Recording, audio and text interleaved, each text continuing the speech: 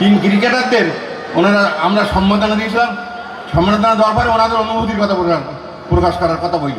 তো সৌম্য সরকার দুই এক কথা বললো অনুভূতি প্রকাশ করার কথা, কিন্তু মুস্তাফিজ বসে কি ও আমিও অনুভূতি প্রকাশ করতে পারবো না, ও খুব কঠিন জিনিস, তার চেয়ে আমি খেলা কিন্তু দেখা পারি, আমিও অনুভূতি প্রকাশ করতে পারবো না।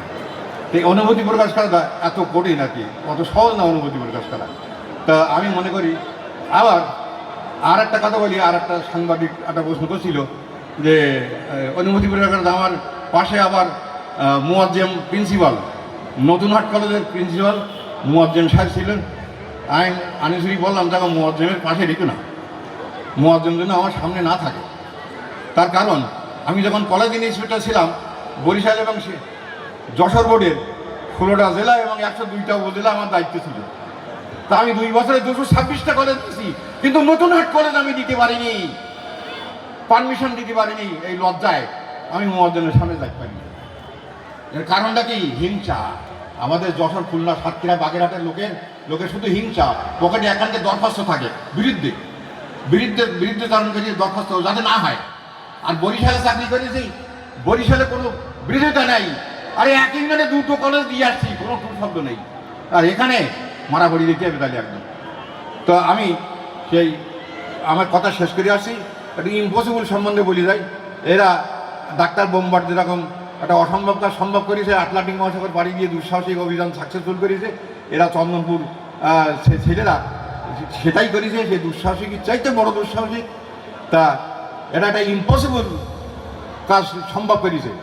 ডিকশনারিতে আমি চন্দনপুর হাই স্কুল আজকে যা করলো, তো ইম্পসিবল বলি কোনো শব্দ ডিকশনারিতে থাকা উচিত না, ইম্পসিবল বলি কোনো শব্দ নেই। চন্দনপুর হাই স্কুলের কাছে এক জায়গায় পেয়েছিলাম ইম্পসিবল শব্দ, এক জায়গায় পেয়েছিলাম বরিশালের পটুয়াখালী জেলার অন্তর্গত বাউফল কলেজে আমি যখন ভিজিটে গেছি, তখন ওখানে ওই সত্য প্রতিষ্ঠিত হোক, মিথ্যা বিতাড়িত হোক, এই মর্মে একটা ক্লাস হচ্ছিল। তো আমি ওদের বললাম সত্য মিথ্যার কথা অনেক জিজ্ঞাসা করলাম, সে অনেক গল্প, অনেক বড় গল্প, ওরা দরকার নেই, ওদের শিক্ষার আছে, তার দরকার নেই। তবে ইম্পসিবল কথাটা ওই যে এক লাইন বই আমি কথা শেষ করছি। তাহলে এই বাউফল কলেজের ছাত্ররা যে পারফরমেন্সের পরিচয় দিল, ক্যান্টনমেন্ট কলেজের ছাত্ররা যে পারফরমেন্সের পরিচয় দিল, সেটা অসম্ভব কথা। যশোর ক্যান্টনমেন্ট কলেজে ভিজিটে গেছি, তা আমি ট্রান্সলেশন জিজ্ঞাসা, ফার্স্ট ইয়ার তারা, তা জিজ্ঞাসা করছি, সে ট্রান্সলেশনটা আপনারা শুনলে অবাক দিয়ে যাবেন। লেখাপড়া কোন জায়গায় আমি বলেছি না, মানসম্মত শিক্ষা যদি দেখতে চাও চন্দনপুর হাই স্কুলে যাও, শিক্ষার গুণগত মান যদি দেখতে চাও চন্দনপুর হাই স্কুলে যাও। তো আমি ওই চন্দনপুর হাই স্কুলে একটা ছোটোখাটো ইতিহাস লিখেছি, আমি সময় পাইনি। আমি বিশ্ব শিক্ষা দিবস মানসম্মত শিক্ষার ব্যাপারে একটা বড় লেখা তৈরি করছিলাম, সেই সময় আমাকে বলা হয়তো 2 দিন টাইম চন্দনপুর হাই স্কুলের ইতিহাস লিখতে হবে। তা আমার 1991 সালে কলার ইতিহাস বই আছে, সেই বই থেকে আমি সাহায্য নিলাম, ওখানে চন্দনপুর হাই স্কুলের ছোটোখাটো একটা ইতিহাস আছে। তো সে দিয়ে আমি 2 দিনই লিখেছি, যেটা আমার করিম সাহেব বলে গেছেন যে এই হাই স্কুলের উন্নীত হওয়ার মূলে আমাদের প্রাক্তন চেয়ারম্যান যেন আবুল হোসেন মণ্ডল, ওই সঙ্গে মরহুম কুতুবুদ্দিন মণ্ডল, সব এখন মরহুম, বেশি থাকার কথা না, তো কারো তো বেশি থাকার কথা না। মরহুম কুতুবুদ্দিন মণ্ডল, চন্দনপুরি মরহুম আব্দুল আজিজ মণ্ডল, গোয়াডার মরহুম আব্দুল আজিজ মণ্ডল, গোয়াডার ডাক্তার আহমদ হোসেন খান, গোয়াডার ডাক্তার ইসাক আলী মণ্ডল, এনাদের অবদান ওই সময়, আকবর হোসেন মোল্লা, এরকম কার নাম করবো? আমি 17টা গ্রামের 16টা গ্রামের অন্তত 17 জন 34 জনের নাম উল্লেখ করেছি। ওই যে ম্যাগাজিনটা বেরিয়েছে, এটা কি নাম দিয়েছে, চন্দন ছায়া, আপনারা পড়ে রাখবেন, সবাই নাম দিয়েছি। এদের অবদান অপরিহার্য, অনস্বীকার্য, যাদের নাম বললাম, এদের দান অপরিহার্য। তো যাও, এই ইম্পসিবল কথাটা ওই আমি শেষ করছি, অনেক সময় লাগিয়েছি। তাই এখন ওই ক্লাস আমি বলছি, হ্যাঁ তোমরা তো সত্যবিজ্ঞানে খুব চিল্লাচিল্লি করছো, তো বলেন দেখি বাংলাদেশ একদিন দুর্নীতিমুক্ত হবে কোন টেন্স? বাংলাদেশ তো দুর্নীতি ছেই গেছে, দুর্নীতি ছাড়া তো বাংলাদেশ, দুর্নীতির কোনো বিকল্প নেই, বাংলাদেশে দুর্নীতির কোনো বিকল্প নেই। তা বাংলাদেশ একদিন দুর্নীতিমুক্ত হবে, এটা কোন টেন্স?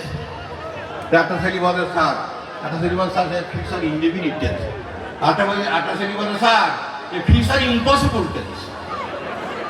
ইম্পসিবল টেন্স, ভবিষ্যতে এটা কোনোদিন সম্ভব হবে না।